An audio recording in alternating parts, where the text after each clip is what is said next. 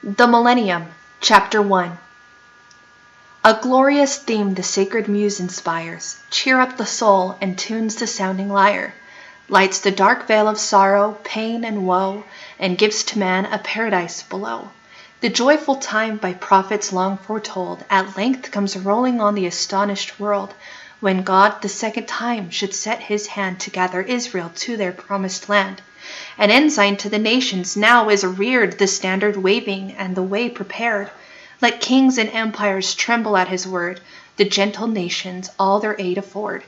What though Assyria's captives long and alone have wandered outcast to the world unknown, in some far region to the frozen north, where pale Borealis sends his meteors forth, where fields of ice unbounded block the road to keep intruders from their drear abode, where no sweet flowers the dreary landscape cheer, nor plenteous harvests crown the passing year?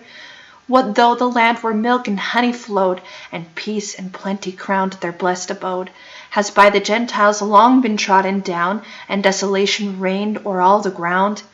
Yet soon the icy mountains down shall flow, the parched grounds in spring of water flow, the barren desert yield delicious fruit, their souls to cheer, their spirits to recruit.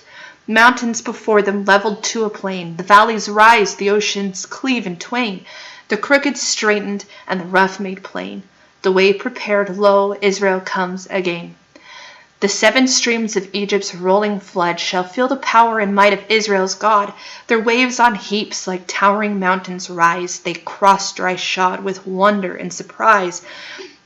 And thus with joy Assyria's captives come in grand procession to their ancient home, a scene of joy and wonder more sublime than all that passed in hardened Pharaoh's time, when captive Israel raised to heaven their cry, and Moses came commissioned from on high, poured the 10 plagues on Egypt with his rod. The monarch trembling owned the power of God, and filled with envy, rage, and wild dismay, I thrust Israel forth and bade them haste away. Then moved with wild despair that all was lost, he straight pursed them with his numerous host. Before them stretched the vast expanded sea, and mountains on each side hedged up the way. The roar of chariots armed pressed on their rear in dread array, and filled their souls with fear, till Moses o'er the sea stretched forth his rod, and cleared a passage through the mighty flood, and soon with safety led his armies through. But Pharaoh close behind did still pursue. The floods returning with majestic roar, his army sunk, overwhelmed, to rise no more. While Israel still pursued their joyous way, their God in fire by night and cloud by day, before them moved majestic to behold, until on Sinai's mount the thunder rolled, and lightnings flaming in one general glare, while clouds of smoke hung on the darkened air. Jehovah spake, the trumpet long and loud, earth's whole foundation to the center bowed. Israel and Moses quaking stood around, a sudden trembling seized the solid ground. Moses at length drew near, the law was given of justice, equal weights and measure even, and angels' food became their constant bread. A month on quails their numerous hosts were fed. The rock was smitten, and a fountain burst, poured forth its cooling stream to quench their thirst. His angel led them all their journey through, the nations trembling fainted at the view. Their mighty walls fell tumbling to the ground, destruction swept the nations all around. But lo, a scene more glorious strikes my view than Israel ever saw or Egypt knew.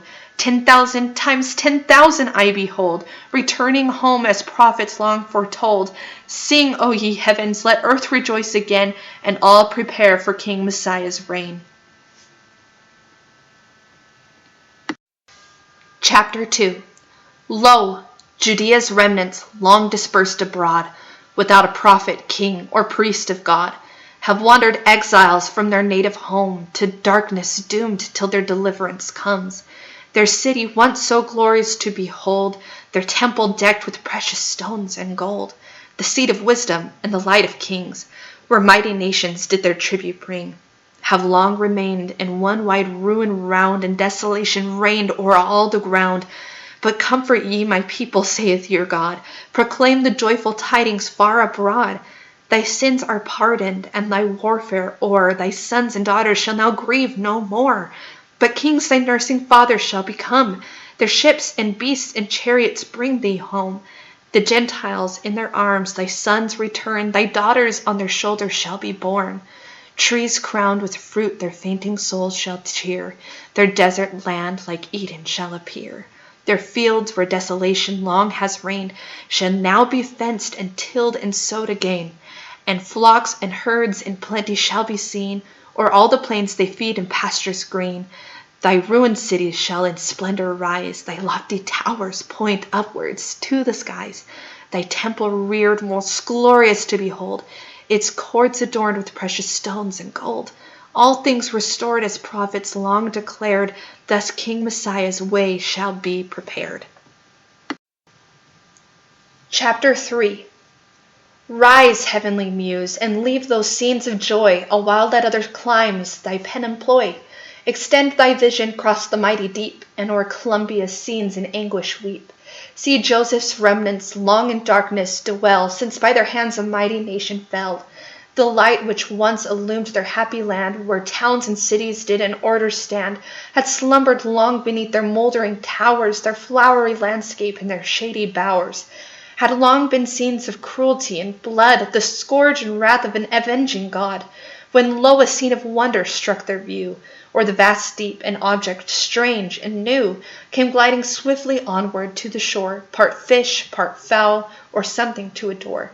They gazed with admiration and delight, as plainer still the object hove in sight. Nor little dreamed the Gentiles were at hand to smite and drive them from their blessed land. With warmest friendships they their guests sustain, until too late they find their struggles vain. Whole fleets and armies lined their lengthened shore, with din of armor bright and cannons roar. Their cities burned and drenched with human gore, they sunk in ruin and were known no more.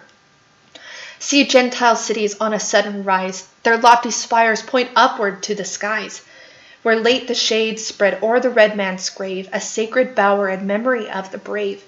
See boundless forests still around them spread, from north to south in an immeasurable shade, where mighty chieftains oft the signal gave, and struggled long their country for to save. Tribes rose to vengeance, while their councils rung, and liberty still thundered from their tongues. Onward they rushed with rage and wild despair, their mighty war whoop rent the darkened air, while terror seized their unsuspecting prey, and blood of infants marked their dreadful way.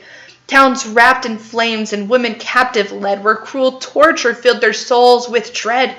Once more the Gentiles, stung with keen revenge, pursues the redskin o'er the woodland range, till darkened swamps became their wild retreat, and there prepared the advancing foe they meet.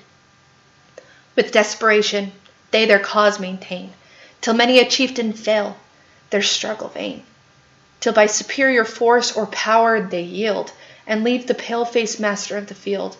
From the St. Lawrence's snow-invested wilds to Florida, where constant verdure smiles, their towns and cities sprinkle all the shore. The midnight war whoop there is heard no more. But as their rapid settlements advance to the dark wilds round Erie's vast expanse, or the Alleghenies bend their course, where broad Ohio's waters have their source, the natives, roused once more in dread array, assert their rights, spread terror and dismay, till overpowered again they take to flight, and with reluctance yield their lawful right.